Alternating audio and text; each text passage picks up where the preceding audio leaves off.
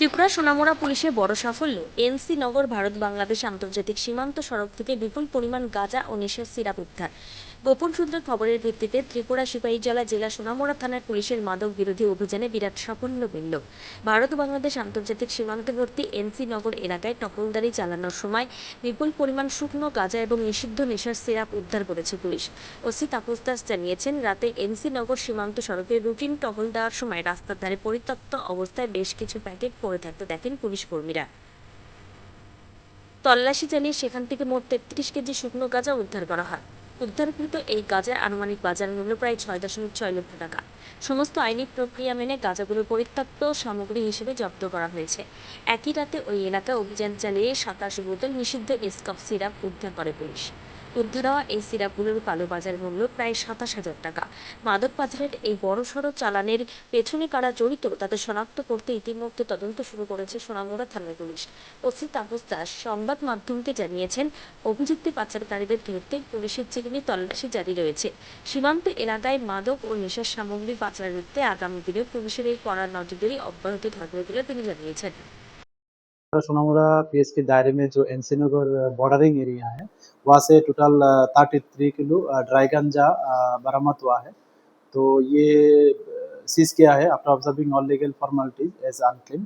और इसी सिलसिले में हमारा सोनामुड़ा पीएस एक इंक्वायरी स्टार्ट किया है कि उसका जो ओनर है उसको आइडेंटिफाई करने करने के लिए, और हम लोग ज़रूर उन लोग आइडेंटिफाई करके जो लॉफुल एक्शन वो हम लोग लेंगे। और उसका जो तकरीबन मार्केट वैल्यू है, अगर पर किलो 20,000 करके है तो उसका लगभग 6.5 लाख का आसपास होगा। और ये मतलब अंदाज़ा लग रहा है कि ये जो मतलब बॉर्डर क्रॉस करने के लिए ये शायद ये जो ड्राई गांजा है ये बॉर्डर रोड के पास मतलब रखा हुआ था। तो हम लोग ये देख रहे हैं कि इसका जो कौन इसमें शामिल है, और उसको ज़रूर आइडेंटिफाई करके हम लोग लॉफुल एक्शन लेंगे उन लोगों के खिलाफ। Thank you.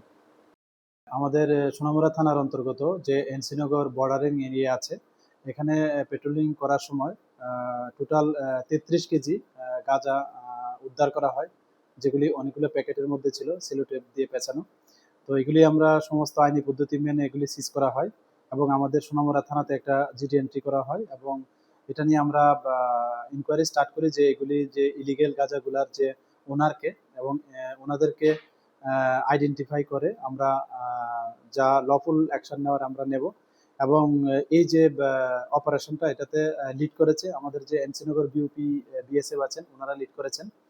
আর এটার যে কালোবাজার মূল্য এটা প্রায় যদি আমরা 20,000 টাকা কেজি ধরি তাহলে প্রায় 6.5 লাখ টাকার আশেপাশে হয়। এবং আমরা যে এখন পর্যন্ত প্রিলিমিনারি ইনকোয়ারিতে যা বোঝা যাচ্ছে যে এগুলি বাংলাদেশে পাচার করার জন্য হয়তো এখানে মজুত করে রাখা হয়েছিল। তো যাই হোক, আমরা এটা দেখছি, এবং এটার ওনারকে আমরা এটা এস্টাবলিশ করে আমরা অবশ্যই তাদের মানে আইনের আওতায় আনবো। Thank you.